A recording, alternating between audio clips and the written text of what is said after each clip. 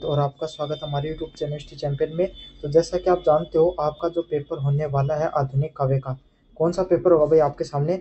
जो आपका जो पेपर होने वाला है आधुनिक काव्य का, उससे संबंधित आपके सामने जितने महत्वपूर्ण प्रश्न होने वाले हैं सारे के सारे आपको करवाने वाला हूँ। ये एक प्रकार की मास्टर क्लास होगी। कौन सी क्लास होगी भाई? एक प्रकार की मास्टर क्लास देखने को मिलेगी। इसमें अपन कंप्लीट रिवीजन करेंगे। क्या करेंगे? अपन आपके सामने कंप्लीट रिवीजन करेंगे प्रत्येक यूनिट का, unit first, second, third, fourth का। बस आपको क्या करना है, वीडियो को पूरा देखना है, चैनल को सब्सक्राइब कर देना और अपने दोस्तों को जरूर से शेयर कर देना है। और ये जो पीडीएफ पढ़ा रहा हूँ आपको फ्री में हमारे टेलीग्राम चैनल पे मिल जाएगी, लेकिन मिलेगी उसी बच्चे को जो चैनल को सब्सक्राइब करेगा। अपन ने 30,000 सब्सक्राइबर का टारगेट ले रखा है। सभी बच्चे चैनल सब्सक्राइब करो। जो जो बच्चा चैनल को सब्सक्राइब कर देगा उसको फ्री में ये पीडीएफ देखने को मिल जाएगी। क्या देखने को मिल जाएगी? फ्री में ये पीडीएफ देखने को मिल जाएगी। साथ के साथ कोने में जो व्यू प्रोडक्ट वाला ऑप्शन है, कौन सा ऑप्शन है? व्यू प्रोडक्ट वाला ऑप्शन है। इस पर क्लिक करके अगर फ्लिपकार्ट और मित्रा से कोई प्रोडक्ट खरीदना चाहते हो, सबसे ज्यादा डिस्काउंट आपको मिलेगा, तो जरूर से जाकर खरीद सकते हो भाई। ये पीडीएफ कहाँ पर मिलेगी? इसके लिए आपको क्या करना है भाई? डिस्क्रिप्शन में दिए गए टेलीग्राम के लिंक पर क्लिक करना है। क्या करना है? डिस्क्रिप्शन में दिए गए टेलीग्राम के लिंक पर क्लिक करना है। जैसे उस पर क्लिक करोगे, इस प्रकार के टेलीग्राम चैनल पे पहुंच जाओगे। यहाँ पर पहुंचने के बाद ऊपर की तरफ हिस्ट्री चैंपियन एमडीएसयू लिखा होगा, यहाँ पर क्लिक करना है। यहाँ पर क्लिक करने के बाद में जो फाइल वाला सेक्शन है, इस फाइल वाले सेक्शन पे क्लिक करना है। जैसे फाइल वाले सेक्शन पे क्लिक करोगे तो कोने में सर्च वाला ऑप्शन मिलेगा। क्या मिलेगा? कोने में सर्च वाला ऑप्शन मिलेगा और वहाँ पर हिंदी सर्च कर लेना है। जैसे सर्च करोगे Hindi literature BA 5th semester, ये फर्स्ट वाली नहीं करनी है, ये वाली करनी है। सेकंड वाली जो एमडीएससी, जहाँ पर सिंपल एमडीएससी लिखा है, इसको आपके सामने पढ़ लेना है। साथ के साथ व्हाट्सअप चैनल, क्या व्हाट्सअप चैनल का भी लिंक डिस्क्रिप्शन में दे रहा हूँ, जरूर से ज्वाइन कर लो। कोई भी नई इन्फॉर्मेशन आती है ना, वो तो व्हाट्सअप चैनल पे शेयर कर देता हूँ। टेलीग्राम भी ज्वाइन कर लो, व्हाट्सअप चैनल दोनों की दोनों ज्वाइन करना जरूरी है। कर लो भाई आपके सामने। तो ये Hindi literature BA 5th semester के एमडीसी के नाम से पीडीएफ, तो उसको आपके सामने अब अपन इसके बारे में विस्तार से पढ़ेंगे। हर पर्सन आपके सामने एक यूनिट नंबर फर्स्ट का, अयोध्या सिंह उपाध्याय के हरि ओद के काव्य की भावनात्मक विशेषताओं को वर्णन कीजिए। क्या करना है? अयोध्या सिंह उपाध्याय के हरि ओद के काव्य की क्या भावनात्मक विशेषता रही, उसके बारे में अपन विस्तार से पढ़ने वाले। मोस्ट इंपोर्टेंट पर्सन है। कैसा पर्सन है? मोस्ट इंपोर्टेंट पर्सन है, एग्जाम में बार बार देखने को मिलता है। हरि ओद जी ने आधुनिक काल द्विवेदी युग के सर्वश्रेष्ठ कवि माने जाते हैं। हरि ओद जी जो आधुनिक काल है, द्विवेदी युग, कौन सा? आधुनिक काल का भी द्विवेदी युग के समकालीन कवि रहे और उस समय के सबसे बेहतरीन कवियों में से एक थे। उनके द्वारा महाकाव्य लिखा गया प्रिय परिवास में उनकी भावनात्मक गहराई को स्पष्ट रूप से दिखाई देती है। मतलब उनके द्वारा जो महाकाव्य लिखा गया, क्या? प्रिय प्रवास नामक इनके द्वारा एक महाकाव्य लिखा गया, उनकी एक रचना है, सबसे शानदार रचना है। उसमें वो कितने भावनात्मक रूप से मजबूत थे, कितना उनका शानदार साहित्य था, उसके बारे में जो उसकी छवि आपको इस साहित्य में पता चलती है। किसमें? प्रिय प्रवास में। किसमें पता चलती है भाई? प्रिय प्रवास में उनके साहित्य की छटा है, उनके भावनात्मक समझ के बारे में आपको पता चलता है। अगले वाला पॉइंट ऑफ वात्सल्य और करुण रस का चित्रण देखने को मिलता है। प्रिय प्रवास में यशोदा का कृष्ण के प्रति वात्सल्य, देखो वात्सल्य रस होता है ना, वात्सल्य रस में क्या होता है? एक माता का अपने छोटे बच्चे के प्रति जो प्रेम होता है ना, उसको वात्सल्य रस के नाम से जाना जाता है। समझ? प्रेम भी कई प्रकार के होते हैं। जैसे एक स्त्री का पुरुष के प्रति जो प्रेम होता है, प्यार जिसको अपन बोलते हैं, उसको श्रृंगार रस बोलते हैं। एक छोटे बच्चे के द्वारा अटखेलियां की जाती हैं, तो उसकी माता पिता का उसके प्रति जो प्रेम होता है, उसको वात्सल्य रस के नाम से जाना जाता है। तो दोनों प्रेम में आपको अंतर समझना, उसको अपन ममत्व या ममत्व भी आपके सामने बोला जाता है। तो यही चीज माता यशोदा है, उनका भगवान श्री कृष्ण के प्रति आपके सामने जो प्रेम है, वो वात्सल्य रस है, उसके बारे में वहां पर बताया गया है। उनके मथुरा चले जाने पर ब्रजवासियों की करुणा और विरह वेदना का अत्यंत मार्मिक दर्शन देखने को मिलता है। क्या देखने को मिलता है? जब आपके सामने उनके मथुरा चले जाने पर, जब आपके सामने, जब भगवान श्री कृष्ण है, वो जब छोटे थे तब वही ब्रज में रहा करते थे आपके सामने, है ना?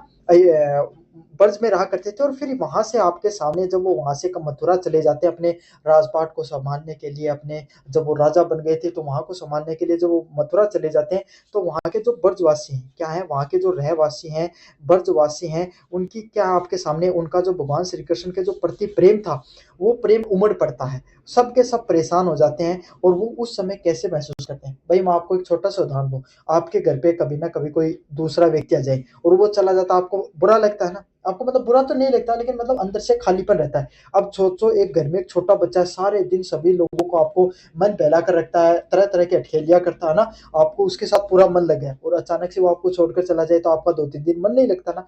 तो उसी तरीके से भगवान श्री कृष्ण, वो तो खुद स्वयं भगवान थे, अनेकों प्रकार की क्रियाएँ करा करते थे।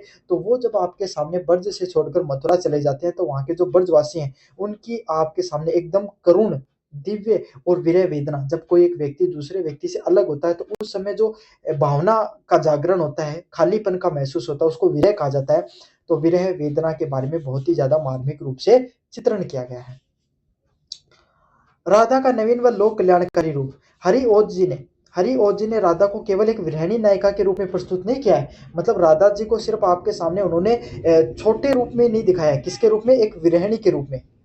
इसके रूप में, एक विरहिणी के रूप में उन्होंने प्रदर्शित नहीं किया है, बल्कि उनका स्वरूप एक नायिका के रूप में भी दिखाया गया है। किसके रूप में दिखाया गया है? उनका स्वरूप एक नायिका के रूप में भी दिखाया गया है, कि जैसे एक जो आपके सामने एक नायिका होती है, एक जो आपके सामने स्त्री होती है ना, उसके रूप में उसको दिखाया गया है। समझ में आ गया? मतलब एक विरहिणी भाई, जब एक स्त्री अपने प्रेमी, एक प्रेमिका अपने प्रेमी से दूर होती है, तो उस वजह से आपके सामने जो एक स्त्री या पुरुष की जो हालत होती है, उसको विरहिणी अवस्था बोला जाता है। तो उस अवस्था के रूप में उनको नहीं दिखाया गया है कि जब वो भगवान श्री कृष्ण से दूर हो जाती है, बल्कि एक लोक सेविका के रूप में भी प्रस्तुत किया गया है। मतलब वो जनता की सेवा करने वाली के रूप में भी उनको प्रस्तुत किया गया है, जो अपने व्यक्तिगत दुखों को भूलकर समाज सेवा में लग जाती है। जो आपके सामने भगवान श्री कृष्ण के दूर हो जाने से जो समाज में जो व्याप्त आपके सामने जो थोड़ा खालीपन है, उसको दूर करने में वो लग जाती है। उनको एक समाज सेवी के रूप में भी दर्शाया गया है। अगले वाला पॉइंट है प्राकृतिक चित्रण।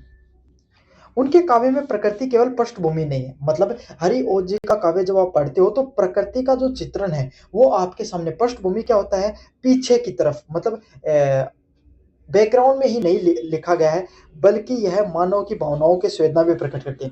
मतलब प्रकृति को आपके सामने मनुष्य की भावनाओं से जोड़ दिया गया। कैसे जोड़ा गया? भाई आपके सामने एक बात बताओ, जब आप किसी भी व्यक्ति के प्रेम में हो और उसी के साथ आपके सामने क्या दिखाया जाए? उस प्रकृति को ऐसे दिखाया जाए कि भाई उस व्यक्ति के आने से मेरे जीवन में क्या हो गए, जैसे बागवान खिलते हैं, उससे बागवान से खुल गए, है ना? इस प्रकार की बातें की जा रही है। चांदनी रात का प्रयोग हो गया, चिड़ियों का खिलखिलाना हो गया, ऐसा चीज दिखाई दे रही है। तो इससे क्या होती है? प्रकृति है ना, वो कोई भी मनुष्य की भावनाओं को और तेज तेज करने का काम करती है। तो यही हरिओत जी ने भी किया, प्रकृति को केवल पृष्ठभूमि के रूप में प्रयोग नहीं किया है, बल्कि कोई भी मनुष्य की जो भावनाएं हैं उसके प्रति संवेदनाओं को भी प्रकट करने का काम किया है। अगले वाला पॉइंट है नीति और आदर्श की स्थापना। उनके काव्य में भारतीय संस्कृति के उच्च आदर्श, कर्तव्य निष्ठता और मानवतावाद की प्रबल भावना देखने को मिलती है। क्या देखने को मिलती है? उनके द्वारा जो साहित्य लिखा गया, उसके अंदर भारतीय संस्कृति के अंदर, जो भारतीय संस्कृति है उसके क्या आदर्श हुआ करते थे, क्या हुआ करते थे, अपने भारतीय संस्कृति के क्या आपके सामने आदर्श हुआ करते थे, क्या भावनाएं हुआ करती थी, उसके बारे में देखने को मिलता है। कर्तव्य निष्ठा और मानवता देखने को मिलती है। क्या देखने को मिलती है भाई? लोगों का जो आपके सामने अपने कर्तव्य को निभाने के लिए हर वक्त आपके सामने तैयार रहा करते थे। तो इस प्रकार की कर्तव्य निष्ठा और मानवतावाद, एक दूसरे के लिए हेल्प करने की जो मानवतावाद की भावना, वो भी देखने को मिलती है। समझ में आ गया? तो ये था अयोध्या सिंह उपाध्याय के द्वारा हरि ओद के काव्य की भावनात्मक विशेषताओं के बारे में अपने विस्तार से पढ़ा। कैसा लगा वीडियो जरूर से बताना आपके सामने। चलिए अगले वाले प्रश्न की तरफ अपन आगे बढ़ते हैं।